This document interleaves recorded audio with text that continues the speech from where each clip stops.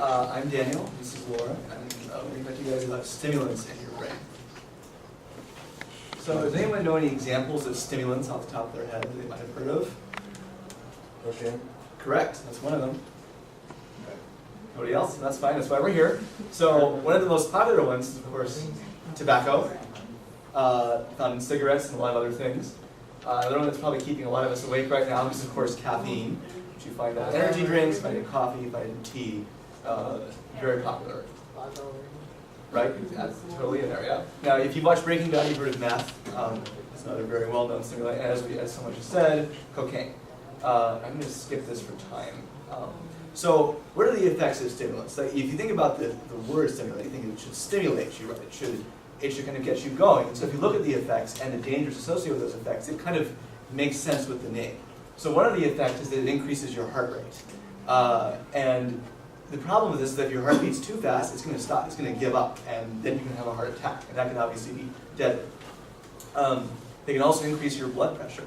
And if your blood pressure goes up too high, it can make a blood vessel burst. And if that blood vessel's in your brain, that can cause you to have a stroke, like this poor fellow right here, and that can either be disabling or fatal again. It also increases your body temperature a lot, because you've got all this stuff kind of going, especially if your heart's beating, that's going to raise your temperature a lot. And this is a big problem, especially if you're at Coachella, or you're at a rave like this, and you've taken this drug so you can party for hours and hours and hours. You're going to become very dehydrated as you get really hot, and that dehydration, again, can be life-threatening, if not very dangerous in and of itself. Another thing that people don't always realize is that stimulants also reduce your appetite. This isn't as much the case with like coffee or nicotine, but certainly with meth and coke, it will reduce your appetite a lot. So if you don't eat, you can get malnourished, and that can cause very serious weight loss. And finally, it reduces the amount of saliva in your mouth. That can cause this nasty thing called meth mouth. You've probably heard of this before. Your teeth just get really gross and messed up because you don't have enough saliva in there to keep them moist. When you look at the mental side of things now, there's a couple of effects that you may or may not have heard about before. So one of them is that you become obsessively focused with something. And this is why meth addicts sometimes will have these sores all over their face, because they'll pick their skin for hours and hours and hours at a time. Sometimes they call this tweaking when they refer to it with meth. You're also much more alert, so you stay awake for days on end. And the problem, though, is that if you're obsessively focused on something and you're too alert, that can lead you to become very paranoid, right? So an example of this is that in Florida recently, a man was running naked through the streets, convinced he's being chased by a pack of dogs. And so maybe he just saw one dog minding his business somewhere, and his obsessively focused, overly alert brain turned that one dog into a pack of dogs chasing him. And so that's one way in which you can have some serious mental problems with stimulants. The other factor is, of course, what we call psychosis or crazy behavior, and that story I just told you is an example of that, where that can happen. So now Laura's going to talk to you about what happens when you mix these drugs. So mixing these drugs can be really, really dangerous. So these are stimulants, and basically the effects are the opposite of what we just heard with depressants. But the issue is that stimulants don't last as long sometimes as depressants. So you can mix things like examples of what you might mix them with would be alcohol, sleeping pills, or anxiety medications, or even heroin. So what can happen is if you take a lot of stimulants, you can feel like you're really awake and alert. And with alcohol, for example, you can think that you're not all that drunk and you're completely fine. However, when the stimulants wear off, you're suddenly much, much drunker than you thought you were. And also the effects on your heart rate can be sort of the opposite with alcohol and other things, and that can be very, very dangerous and lead to death.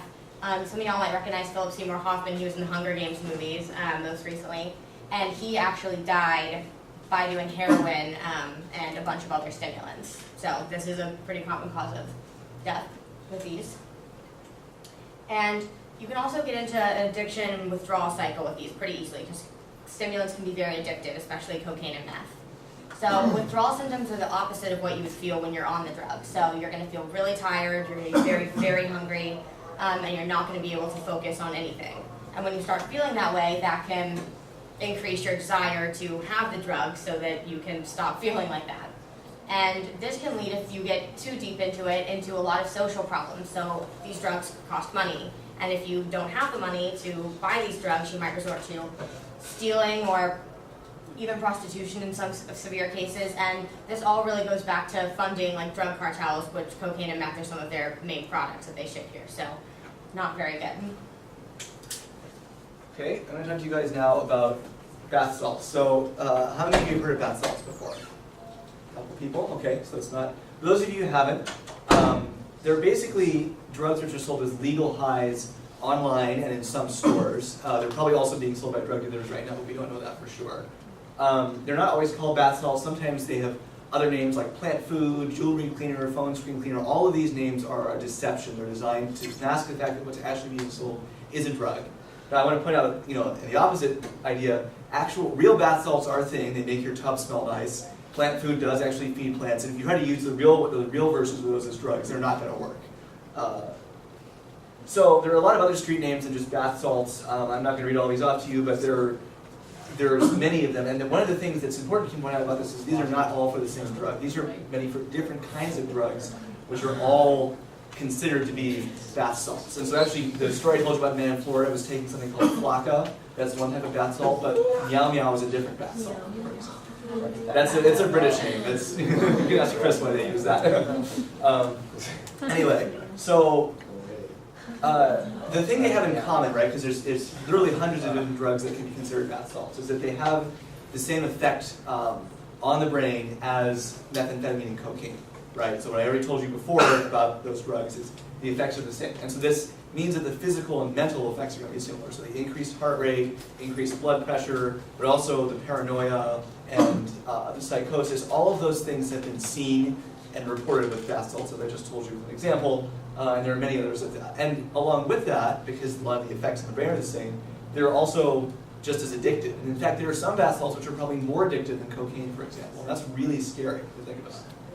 Then, as if that wasn't scary enough, the big problem here is kind of the legal issues and the safety issues with these drugs. Now, first of all, an important myth to bust here, sometimes when these drugs are sold, they'll say, oh, you can beat a drug test with this. Many bath salts will show up as making you test positive for meth use, so it's not necessarily a way to beat drug tests for that type of stuff. Now, the legal situation is a bit complicated. I put a question mark after the word legal in the first slide for a reason. The most popular bath salts that have been around now for more than a few years are banned now, they're illegal. But as I said, there's hundreds of them. And basically, as soon as they ban one bath salt, the people making it just change the formula a little bit, and they've got a different one, and now it's legal. And so it's just kind of an endless back and forth between the government and the people making these drugs to produce these. And if the drug is still legal, that doesn't mean it's okay. There is no regulation on it because it's not even really considered a drug. So you have no idea what's in the bath salt that you're buying. It could be impure. It could have a mixture of multiple different bath salts that are different strengths. And not only do you not know it's in there, but the people selling this don't even know it's in there. So that's a big concern. And really the biggest picture you can draw out of this is that these drugs have not been tested in humans extensively, at least. We don't really know what they do. And so if you're taking one of these drugs, you're really becoming an unpaid guinea pig for the people making this. And I don't think any of you want that. So Laura's going to talk to you now about ADHD meds. Okay, so first of all, how many of you have heard of ADHD? Okay, well, just quickly to go over it. It's really categorized by difficulty paying attention, hyperactivity, and impulsive behavior, and it's very common. About 5% of children under 18 worldwide have ADHD. So this is very common, which means that the drugs that doctors use to treat this are also very common. So there are many different types of medications. The three that are really stimulants and the most prescribed ones are Adderall, Vyvanse, and Ritalin. And this is a picture of all the different dosages of Vyvanse. So you'll notice that they come in all sorts of different colors. Other ones come in different shapes, sizes, and also colors. And these are pretty, but also the colors and shape, different colors and shapes mean something. They're different dosages. So your doctor works really hard to find a dosage of these medications that works for you. And so if you are taking these medications and you're not prescribed for them, or if you're taking a dosage that you're not prescribed for, they might have effects that are different than what you would see if you were taking either your prescribed dose or a different type of medication. So they're not all going to work the same way, and different dosages will affect everyone in different ways. So a common way that these are abused is as study aids. So first myth to bust here is that they make you smarter. They don't make you smarter at all. They might make you more focused on something, but that doesn't necessarily mean you're going to be focused on your homework. You might end up playing hours and hours of Candy Crush or online shopping for hours. It happens. So they're not actually going to make you smarter. If you didn't understand calculus or algebra before you took them, you're not suddenly going to understand it because you took this. And they actually can end up being detrimental. So if you take them and you end up staying up all night and then go into your test, the lack of sleep and all of that, your brain's not going to be functioning at its highest capacity, and it actually might hurt you on the test. So, and there's a lot of dangers associated with abuse. So inability to concentrate without the drug is a really common one. So people will at first maybe take one and say, okay, I just need it for tomorrow's test. But then once you start taking them, it becomes a cycle of, now I need it just to get anything done at all. Like you want it more and more, and you need like more doses to get what you want. And this can lead to a regular sleeping pattern. So one of the big things with all stimulants is that they make you stay up. They make you like very, very alert. So if you've stayed up for a really long time, the next day you might have to sleep, for days to try to like get over the fact that you've been up for so long.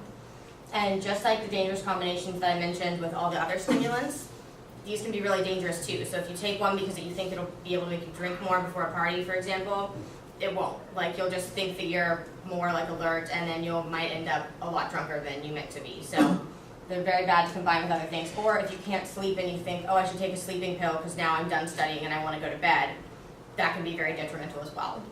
And also something to point out is that these do show up on drug tests. So even if you're prescribed them, you want to make sure that you tell like a sports coach, for example, if you're going to be randomly like drug tested, or an employer, because it will show up, and if you haven't notified them, that's not good. And also, if you're not prescribed for them, but you're taking them, it will show up as amphetamine usually.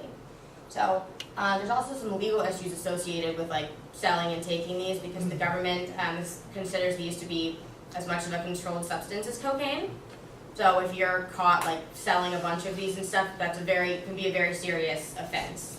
So just something to think about. And death can occur like mainly with combinations, and it's not very common, but also, I mean, again, these are all different dosages for different people. So you have to take a lot of them, but if you took an obscene amount of a really high dose of one of these things, it can ultimately lead to death. So lots of different things to consider there.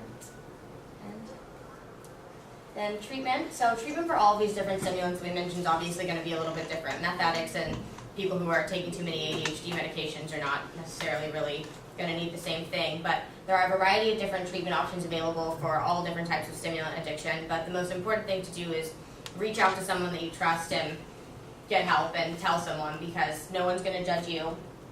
Everyone will just be there to help you. So that's all.